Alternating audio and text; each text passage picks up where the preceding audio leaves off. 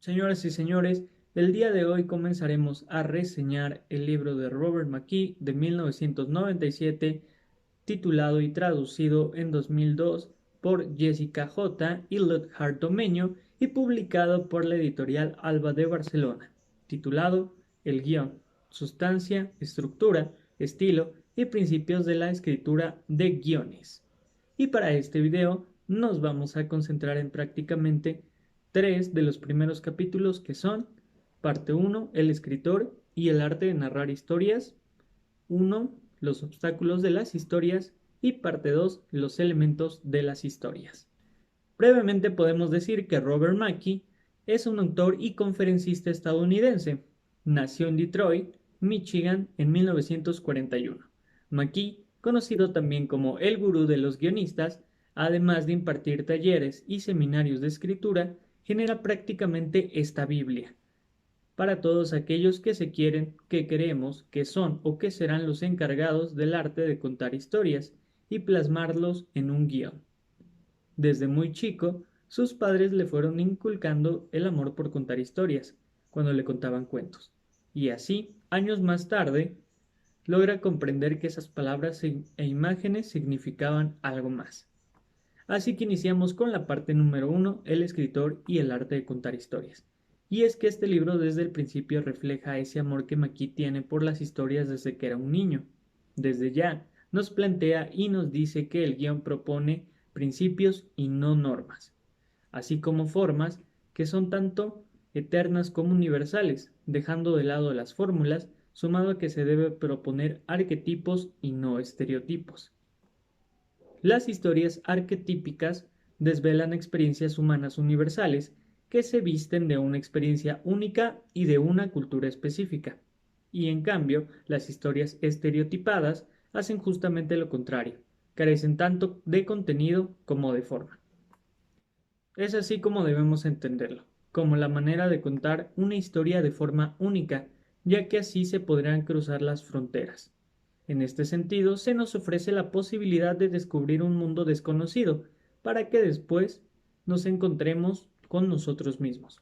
Ahora bien, el escritor o guionista debe entender que debe buscar la minuciosidad, es decir, que cuando se escribe se corta una y otra vez y así logra expresar lo máximo con la menor cantidad de palabras posibles. Lógicamente, esto se debe entender como escribir de la manera mejor posible, contando todo lo importante y excluyendo lo irrelevante y lo que no aporta nada al guión.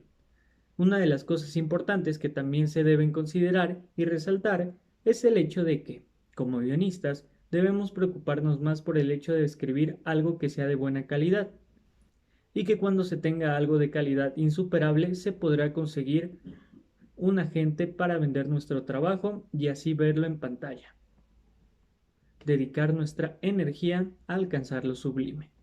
Otro de los factores que no se nos pueden pasar por alto es el público. Se debe entender que cuando las personas entran a un cine o ven una película desde sus casas, su inteligencia de cierta manera se eleva, por así decirlo, dado a que se comienza a identificar con el protagonista, con la situación o la historia, además de que comienza a hacer especulaciones sobre hacia dónde va la cinta, en cómo acabará, el diálogo siguiente o cuál será el final. Por ello, ninguna película podrá funcionar si no nos adelantamos a las reacciones y expectativas del público. Otro de los elementos que se considera es que el guión propone originalidad y no clones, y es que resulta indispensable entender que una historia no es solo que cuenta, sino el cómo se narra, ya que los guionistas siempre se han distinguido por tener un estilo personal, el cual lo llamamos como su visión, y la visión y el rumbo que ellos le dan. Es por ello que el autor elige una serie de elementos formales, como el número de protagonistas, el ritmo de progresión, niveles de conflicto, el uso del tiempo, entre otros, que combinados con los contenidos básicos que selecciona, como el entorno, el personaje, la idea o entre otros, se funden hasta crear un único guión. Ahora, ¿entienden por qué McKee es llamado el gurú de los guionistas? Apenas llevamos un capítulo y ya nos dijo que lo más importante para un guión es crear el arquetipo de una historia a través de nuestra propia visión, para construir así el ritmo, los personajes y además elementos que se estarán apoyando en buscar la magnificencia de la historia con la menor cantidad de palabras posibles, anteponiéndonos siempre a la reacción de nuestras audiencias y así lograr algo original, ya que lo que se debe procurar es la forma de cómo contar esa historia. Qué grande que sos, Maki, qué grande que sos. Pero, como no todo es color de rosa, también nos encontramos con los obstáculos de la historia, y esto nos lleva precisamente al segundo capítulo. Y es que desafortunadamente, Maki también nos dice que existe un declive en las historias, ya que a lo largo de la historia el apetito de la humanidad por consumir historias es simplemente insaciable, ya que al reducirse nuestra fe en las ideologías tradicionales, nos dirigimos hacia la fuente en la que todavía creemos, el arte de contar historias. El guionista debe entender y olvidarse de la idea absurda de que las historias y su consumo son solamente una forma de escapar del mundo o olvidarnos de nuestros problemas. Las historias sirven como ese vínculo para buscar nuestra propia realidad, y si bien es cierto que hoy en día se tienen y se cuentan con varias plataformas y formas de llevar estas historias a prácticamente cualquier parte del mundo y en cualquier idioma, la calidad de estas mismas narrativas han disminuido. El stand de los besos. Perdón. Por eso, Robert nos dice que la narrativa mala y falsa se ve obligada a sustituir la sustancia con el espectáculo. La verdad con trucos. En este sentido, pues de cierta manera estamos viendo o estamos viviendo en una época en la cual se tienen muchas películas de índole más comercial o las famosas llamadas palomeras en las plataformas de streaming y también en las salas de cine. Pero esto tiene una razón de ser, y es que a lo largo de estos años lo que ha cambiado han sido los autores y sus formas de no saber contar una historia con la misma fuerza que las generaciones pasadas. Esto, sumado a también la pérdida del oficio, ya que actualmente la mayoría se avienta y comienza a escribir sin básicamente tener un conocimiento de estos elementos, pensando en que solo la creatividad e ingenio son suficientes. Por ello resulta básico entender que una buena historia hace posible una buena película, mientras que las narraciones que no funcionan son casi una garantía de desastre. No basta con tener talento literario si no se puede contar una historia. Todas esas bellas imágenes y sutilezas del diálogo a los que se dedican meses y meses de perfeccionamiento solo malgastan papel en el que están impresas. Por ello, siempre que se escriba, se debería hacer preguntas como ¿a dónde van mis personajes? ¿Qué los motiva? ¿Por qué hacen esto? ¿Cómo logran o cómo lo van a lograr? Etcétera, tal como Maki lo dice. Y si bien es cierto que no existen recetas para la escritura de guiones que garanticen el punto de cocción, la narrativa es demasiado rica en misterio, complejidad y flexibilidad para reducirla a una fórmula. Solo un idiota lo intentaría. Por el contrario, el guionista debe atrapar la forma narrativa. Eso es ineludible. Es por ello que se hace hincapié en que por más que se tenga el talento nato para crear o imaginar historias, se deben desarrollar facultades y talentos que son necesarios para que la construcción de una buena historia, tales como la capacidad de redacción, el talento literario, la conversión creativa de un lenguaje ordinario en una forma superior, así como el narrativo, que es la conversión creativa de la vida misma en una experiencia más poderosa, clara y con un mayor significado, ya que una buena historia es aquella que merece la pena contar y que se debe aspirar a la perfección. La pasión de escribir y revisar en busca del momento perfecto, ya que las historias son una metáfora de la vida. Y al final, tal como lo dice Maki, si a un público se le da a elegir entre un material trivial bellamente narrado y un material profundo pero mal contado, siempre elegirá el trivial bellamente narrado. Y es que finalmente para este video vamos a hablar sobre los elementos de las historias, ya que Robert nos dijo la importancia de la visión de cada uno como guionista, la búsqueda de escribir de una manera sublime, darle la importancia al público, que no basta con tener talento solamente y que se debe trabajar en este mismo para desarrollar una capacidad de redacción y sobre todo que una buena historia se pose en la forma de cómo contarla. Pero ¿Cómo o por dónde iniciar para plasmar todo esto? Bueno, para ello también tenemos que entender cuáles son los elementos de las historias, que sería el tercer capítulo. Y estos elementos se componen por prácticamente 7 fundamentos principales, los cuales son la terminología del diseño narrativo, la estructura, los acontecimientos, las escenas, los golpes de efecto, las secuencias y los actos. Creo que conté mal, pero sigamos. En el diseño narrativo se debe tomar en cuenta que el relato de la vida de cada uno de los personajes nos ofrece una enciclopedia de posibilidades. La mano del maestro está en seleccionar tan solo unos pocos momentos que nos transmitan toda una vida. Es decir, cuando uno diseña personajes, lógicamente dentro del guión no vamos a poner toda su biografía, no vamos a poner cómo fue su infancia, cómo fue a la escuela y demás recuerdos, pero lo que sí se debe de hacer es seleccionar esos momentos en la construcción de nuestro personaje que lo han llevado hasta el punto en donde están y así entender cuáles son sus motivaciones, hacia dónde quiere ir, hacia dónde se dirige o cuál es el conflicto por el que está pasando. Es por ello que en la estructura, que es el punto número 2 o el elemento número 2, nos basamos de lo anterior para poder obtener una selección de acontecimientos extraídos de las narraciones de las vidas de los personajes, que se componen para crear una secuencia estratégica que produzca emociones específicas y expresen una visión concreta del mundo.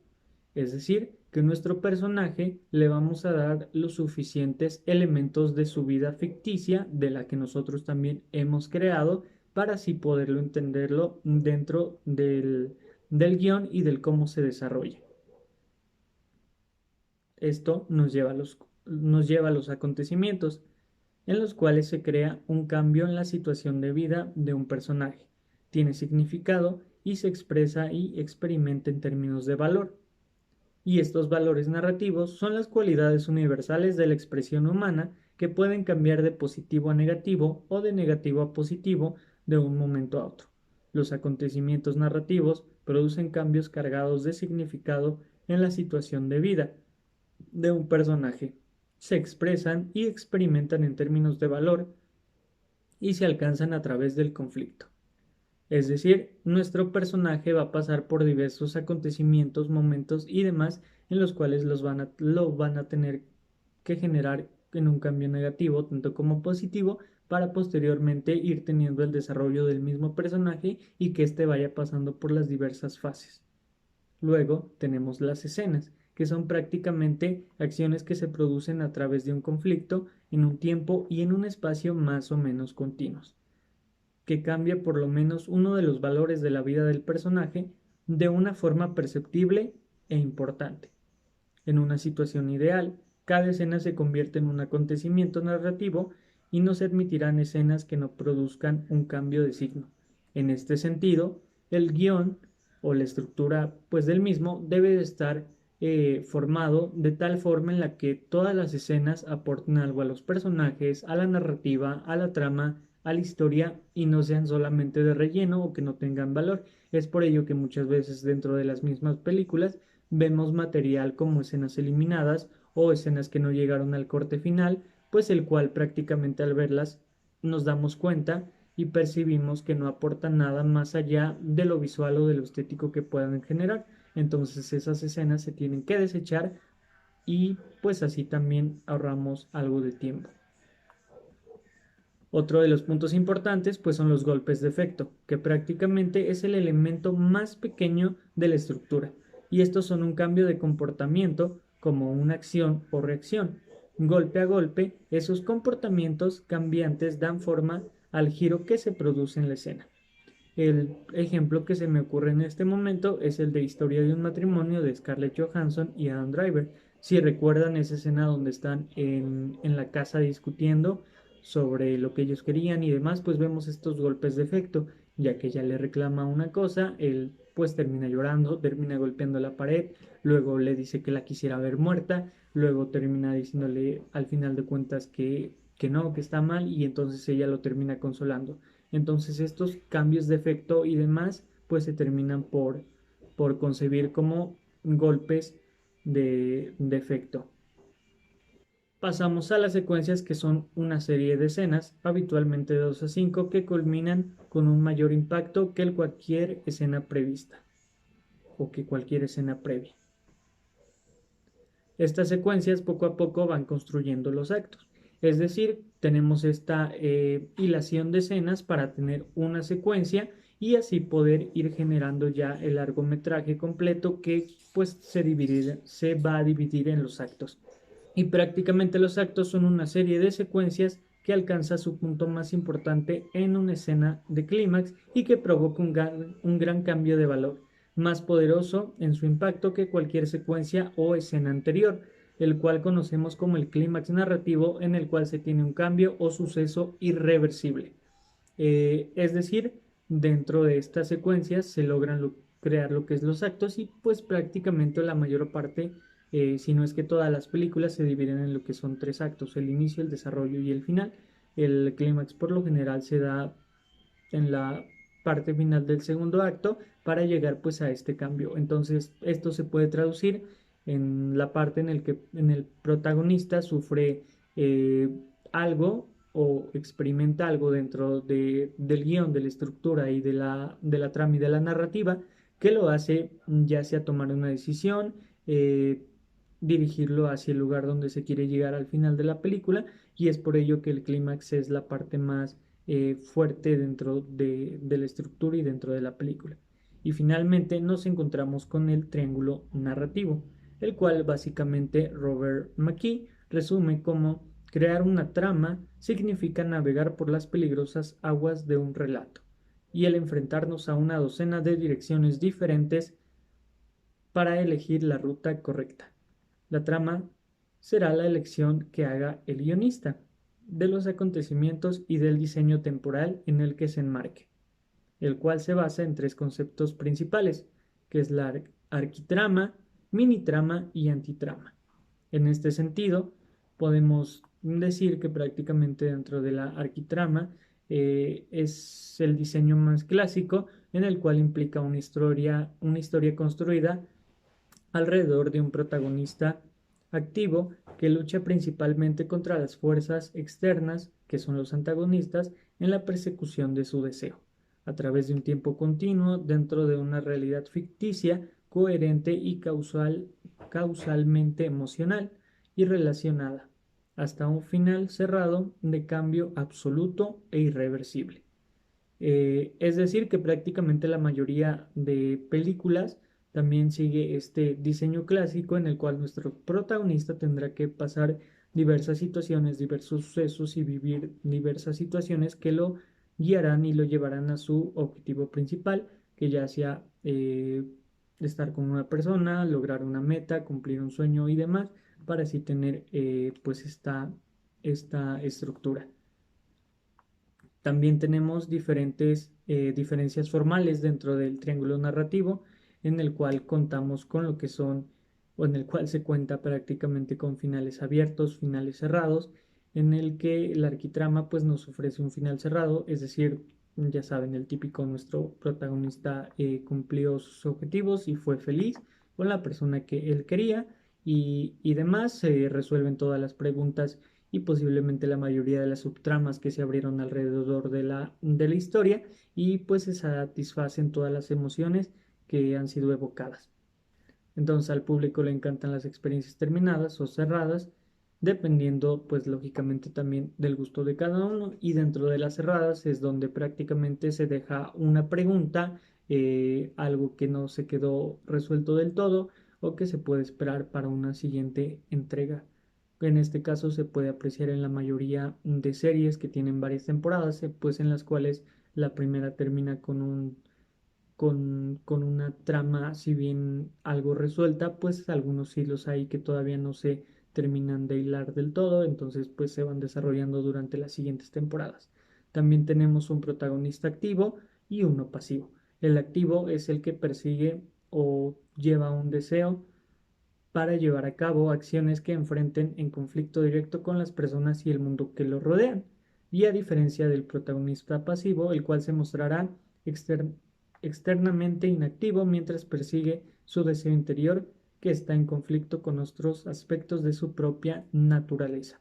Es decir, en el protagonista activo, pues prácticamente se tendrá que enfrentar como que a lo externo, a algo que no está dentro de sí para poder lograr su objetivo, y el pasivo, pues prácticamente tendrá que luchar con sus propios conflictos personales e internos para así lograr su cometido. También tenemos el tiempo lineal frente al tiempo no lineal, el cual toda historia incluye un no flashback cuyos acontecimientos se desarrollen en un orden temporal de tal forma que el público los pueda seguir, estará dentro de una línea o de un tiempo lineal.